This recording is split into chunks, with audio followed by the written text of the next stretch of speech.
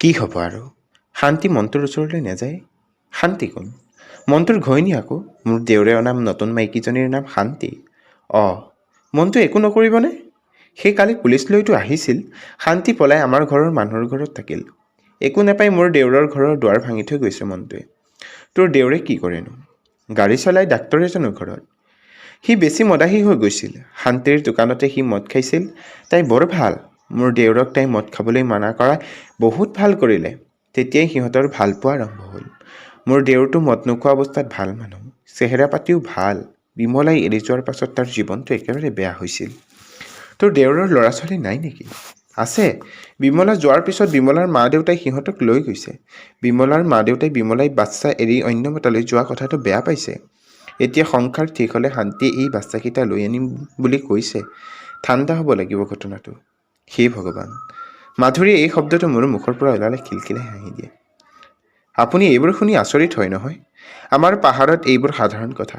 পাৰেই police আহে, থানাত cash হয়, কোনোবা গ্ৰেপ্তাৰ হয়, আকৌ ঘূৰি আহে। মাৰপিট হয়। পিছে এনেকুৱা কাজিয়াত মাৰ্ডাৰ বৰ কম হয়। আমাৰ গাঁৱৰ বুঢ়া মেথা মানুহবোৰে বুজাই মেলি শান্ত কৰি দিয়ে। ৰাতিপুৱাৰ পৰা ৰাতিলৈ ইমান কাম, কোনে এইবোৰ কথা ভাবি থাকিব? মাধুৰীৰ মুখত শুনি এই কাহিনীবোৰে মোৰ জীৱনৰ অন্য খিৰিকী এখন খুলি দিয়ে। মাধুৰীৰ মুখত শুনা চৰিত্ৰবোৰৰ একো চিনি নাপাওঁ। অথচ সিহঁতৰ শান্তি নামৰ মানুহজনী, মনটো সকলো মোৰ চিনাকি মানুহ। নেদেখাকৈ সিহঁত আজিকালি মোৰ আপোন। এনে লাগে যেন জীৱনটো প্ৰকৃততে এডাল সৰল ৰেখা। আমি খোজকাঢ়িব নেজানি বেকা তেৰা কৰিছোঁ। পেটৰ ক্ষুধা নিবাৰণ আৰু অকণমান মোৰ গজিব পৰা বাসস্থানৰ চিন্তাহে জটিল কথা মাধুৰীহঁতৰ বাবে। বাকী জীৱন সৰল।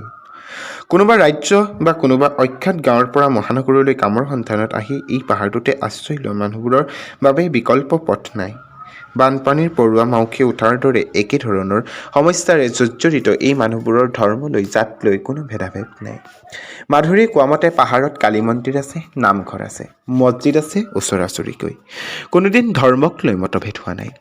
নিৰ্বাচনৰ সময়ত সকলো এক হৈ সিদ্ধান্ত লয় কোন ৰাজনৈতিক দলৰ চিহ্নত ভোট দিব। যিটো চিহ্নত ভোট দিব তাৰ পোষ্টাৰ বিলাই দিয়া হয়। বেছিভাগ মানুহেই লিখিব পঢ়িব নাজনা। সেয়ে নিৰ্বাচনত উঠা প্ৰাৰ্থীৰ নামৰ নিষ্প্ৰয়োজন। পাহাৰটোৰ এই একত্ৰিত শক্তিক ৰাজনৈতিক দলবোৰে সমীহ কৰা বাবে ৰাজ্যৰ নিৰ্বাচনবোৰৰ সময়ত পাহাৰটো ৰাজনীতিকৰ মৰমৰ হৈ পৰে। মেদৰ ভৰত আৰ্থৰাইটিছ হৈ খোজকাঢ়িব নোৱাৰা নেতাবোৰো হেলাই হেফাই তেতিয়া পাহাৰটোলৈ উঠে। মানুহবোৰক টকা, চাউল, আঁঠুৱা, কম্বল বিলায়। নিৰ্বাচন আহিলে পাহাৰৰ মানুহবোৰৰ দিন ভাললৈ আহে।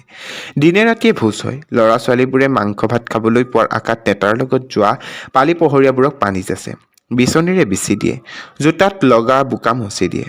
পাহাৰটোত বহি থকা মানুহবোৰক মাটিৰ পট্টা দিয়া হ'ব, মাটি ম্যাদী হ'ব, চোৰাংকৈ বিদ্যুতৰ তাঁৰ আনিব নলগা হ'ব, ট্ৰেন্সফৰ্মাৰ বহিব। পাহাৰৰ মানুহে ৰেচনৰ এতিয়া যি চাউল কেৰাচিন পাইছে তাতকৈ ভাল চাউল পাব, মিঠাতেল পাব। এনেবোৰ প্ৰতিশ্ৰুতি নিৰ্বাচনৰ নেতাবোৰৰ পৰাই মানুহবোৰৰ আশা জাগি উঠে। জীৱনৰ প্ৰতি মোহ বাঢ়ি যায়। গাঁও পঞ্চায়ত, পৌৰ নিগম, বিধানসভা, লোকসভা সকলো নিৰ্বাচনৰ সময়ত মাধুৰীৰ মুখত এই উৎসাহ ভৰা কথাবোৰ শুনো। নিৰ্বাচনৰ এবছৰমান যোৱাৰ পাছত মাধুৰীয়ে এদিন গহীন মাতেৰে কয়, আমাৰ ৰাইজে কৈছে অহাবাৰ এইটো চিনত ভোট নিদিওঁ। সমগ্ৰ দেশৰ ভাগ্য নিয়ন্তা মাধুৰীহঁতৰ পাহাৰটোত থকাৰ দৰে এইবাবেইতো দৰিদ্ৰতা আৰু দুৰ্নীতিৰ দেশ ভাৰতবৰ্ষ। টং টং টং অলপ জোৰেৰে বাজিছে ঘণ্টাৰ শব্দ। আজি পাহাৰৰ এই ঘণ্টা বজাৰ অৰ্থ নিশ্চয় বেলেগ। দক্ষিণৰ খিৰিকীখন সন্ধিয়াৰ পাছত বন্ধ কৰোঁ সদায়। আজি নকৰিলোঁ। খিৰিকীৰ পৰ্দা কুচাই আন্ধাৰৰে অঁকা পাহাৰৰ ওখ চুঙাটোৰ ফালে চালোঁ। সমগ্ৰ পাহাৰটো দীপাৱলীৰ দৰে। পাহাৰৰ প্ৰত্যেক মানুহৰ ঘৰত দুটাকৈ হ'লেও লাইটৰ বাল্ব জ্বলে বুলি মাধুৰীয়ে কৈছিল। তদুপৰি আজিকালি টিভি চলে ভালেকেইখনমান মানুহৰ ঘৰত। মোবাইল ফোন মজদুৰ বনোৱাৰ জীৱনৰ অংগ। এসাঁজ ভাত নাখালেও মোবাইল চাৰ্জ কৰিবলৈ পইণ্ট এটা ঘৰত লাগিবই। কাঠত ৰান্ধাৰ মৰাৰ সময়ত, চিমেণ্টৰ মিশ্ৰণ ইটাৰ মাজত সজাৰ সময়ত আৰু কাৰোবাৰ ঘৰত গধুৰ কাপোৰ ধোৱা সময়ত, দমকল বহুৱাৰ সময়ত মোবাইল ফোনত প্ৰিয় গানবোৰ শুনি থাকিলে ভাগৰ নালাগে। মাধুৰীৰ মোবাইল ফোনত গান শুনি ল'ৰা ছোৱালীয়ে বেটেৰী চাৰ্জ শেষ কৰে। পাহাৰত কাৰেণ্ট নাথাকে। সেয়ে তাই প্ৰথমেই আমাৰ ঘৰলৈ কাম কৰিবলৈ আহি চাৰ্জটো লগাই ফোনটো চাৰ্জ দিয়ে। সুযোগ পালেই সিহঁতৰ জীৱনৰ কথাবোৰ ক'বলৈ তাইও ভাল পায়। কিন্তু আজিৰ কথাটো বেলেগ। অস্বাভাৱিকভাৱে আজি যি ঘণ্টাৰ শব্দ ভাহি আহিছে তাৰ পৰা বুজা যায় এয়া কিবা সংকেত। ৰণলৈ সাজু হোৱাৰ সংকেত নেকি? কাইলৈ পুৱাৰ পৰাইতো মাধুৰীহঁতৰ ঘৰৰ উচ্ছেদ হ'ব। জীৱনৰো উচ্ছেদ হ'ব। ভৰিখনৰ বাবে মই পাইচাৰি কৰিব নোৱাৰোঁ। কিন্তু মোৰ মনৰ মাজৰ এই অস্থিৰতাৰ বাবেই পাইচাৰি কৰাৰ প্ৰয়োজন হৈছে। মই যেনে তেনে গৈ বিচনাত শুই পৰিলোঁ। সন্ধিয়া ৰাতিৰ ফালে আগবাঢ়িছে। দক্ষিণৰ খোলা খিৰিকীখনেৰে এই ঘণ্টাৰ শব্দ আহি আছে অহৰহ। মাধুৰীহঁতৰ পাহাৰটোৰ সৈতে একাত্ম হোৱাৰ বাট কেৱল এই খিৰিকীখন। সেইবাবেই খিৰিকীখন খুলি ৰাখিলোঁ।